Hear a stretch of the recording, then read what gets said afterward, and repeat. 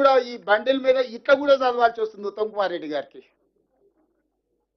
ఇంత సంక్లిష్టంగా మార్చండు చంద్రశేఖరరావు గారు, హరీష్ రావు గారు ఇద్దరే. 5 ఏళ్ళు హరీష్ రావు గారు మాత్రం ఉన్నాడు, 5 ఏళ్ళు చంద్రశేఖరరావు గారు మాత్రం ఉన్నాడు. నేను రాను, నేను మాట్లాడాను.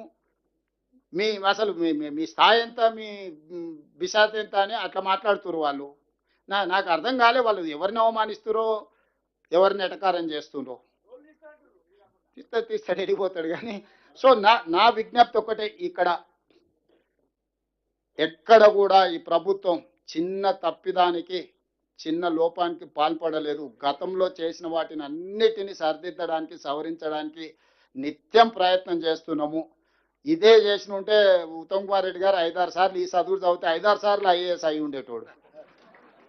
పిహెచ్డి కూడా ఇవ్వచ్చు, డాక్టరేట్ కూడా ఇవ్వచ్చు. ఇప్పుడు ఈ స్టడీస్కి అంత డీటెయిల్ అండ్ డెప్త్ ఎనాలిసిస్, ఒక పేపర్ 4 లైన్లు జమ చేయడానికి ఎన్ని పేపర్లు చదవాల్సి వస్తుందో అట్లాంటి సిచ్యువేషన్ ఉన్నది.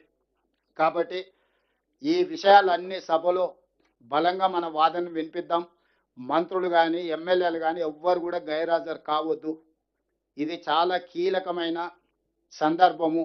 సభలో 100% హాజరు ఉండాలి.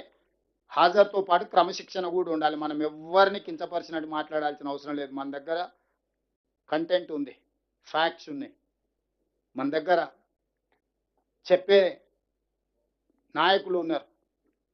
గతంలో ఇరిగేషన్లో చేసిన వాళ్ళు సీనియర్స్ ఉన్నారు సభలో. వాళ్ళందరూ కూడా వాళ్ళ అనుభవాన్ని, గతంలో జరిగినవి, ఈరోజు ఒక అధికారి గురించి మాట్లాడుతున్నారు. ఆదిత్యనాథ్ దాస్ ఆంధ్రప్రదేశ్కు ఉన్నాడు, ఆయనను ఎట్లా తీసుకుంటారని.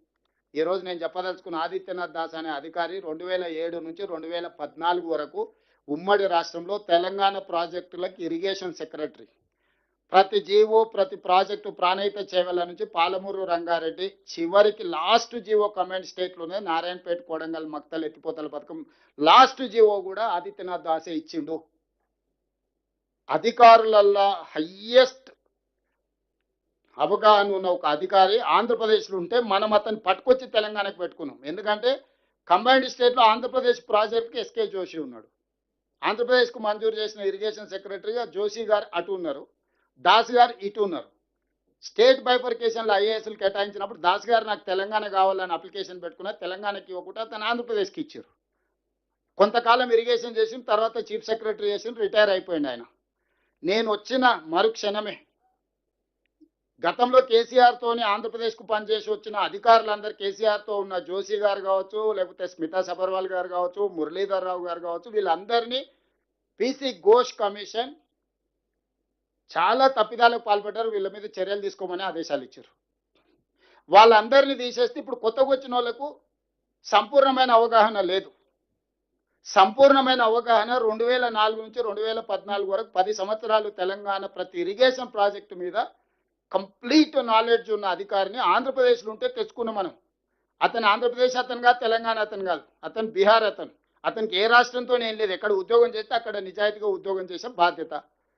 10 సంవత్సరాలు ఇరిగేషన్ మీద ఈరోజు మనకి ఇన్ని డీటెయిల్స్ ఎట్లా తెలియగలిగిన, ప్రతి ప్రాజెక్టు ఒరిజినల్గా కన్సీవ్ చేసినప్పుడు ఏం జరిగిందో ఆయనకు తెలుసు. ఒరిజినల్గా ఆ రోజు కంబైన్డ్ స్టేట్లో తక్కువ ఖర్చుతో ఎక్కువ ఆయకట్టుకు నీళ్ళు ఇచ్చేది ఎన్ని రకాలుగా డీటెయిల్ ప్రాజెక్ట్ రిపోర్ట్ చేసిరో ఆయనకు తెలుసు. ఈరోజు మార్చడం వల్ల ఎంత పెరిగిందో ఆయన అంచనా వేయగలడు. ఇప్పుడు అతను ఆ డీటెయిల్స్ అన్ని ఇస్తున్నాడని హరీష్ రావు గారి కోపం. ఇతను తొలగిస్తే ఆయన దొంగతనం పట్టించేటోడు ఉండడు కాబట్టి ఎట్లనే చేసి నన్ను అడ్డు తొలగించుకోవాలని చెప్పి ఒక అధికారి మీద దాడి చేస్తున్నాడు. అధికారి ఏం చేస్తాడే, డీటెయిల్స్ ఇస్తాడు. అధికారి ఏమన్నా ఉత్తమ్ కుమార్ రెడ్డి గారు ఏం మాట్లాడాలో, నేనేం మాట్లాడాలో మాకు అంత విజ్డమ్ లేదా? కంబైన్డ్ స్టేట్లో ఆంధ్రప్రదేశ్కు పనిచేసిన వాళ్ళను చంద్రశేఖరరావు పెట్టుకున్నాడు తెలంగాణ రాష్ట్రం వచ్చినాక. కంబైన్డ్ స్టేట్లో తెలంగాణకు పనిచేసిన అధికారులను ఈరోజు నేను ఉత్తమ్ కుమార్ రెడ్డి గారు తెలంగాణ కోసం తెచ్చుకున్నాం. ఆ అధికారులు ఈరోజు ఈ దొంగతనాన్ని మొత్తం లెక్కగట్టి ఇక్కడ నుంచి ఇక్కడ గతంలో జరిగిన జీవోలు కానీ, అనుమతులు కానీ ఏమేమి ఉన్నాయి, ఈరోజు మార్చడం వల్ల ఏం జరిగిందనే వివరాలు మాకు సంపూర్ణంగా అందిస్తున్నారు. వీటన్నిటిని నిలదీస్తామని చెప్పి ఈరోజు అధికారులను కూడా టార్గెట్గా చేసుకొని రేవంత్ రెడ్డి సలహాదారే ఆంధ్రప్రదేశ్ నుంచి వచ్చిండు. ఆయన చంద్రబాబు నాయుడుకు చుట్టంగా నాయకును పొన్నం ప్రభాకర్ గారిని, వివేక్ వెంకటస్వామి గారికి అందరికీ విజ్ఞప్తి చేస్తున్నా.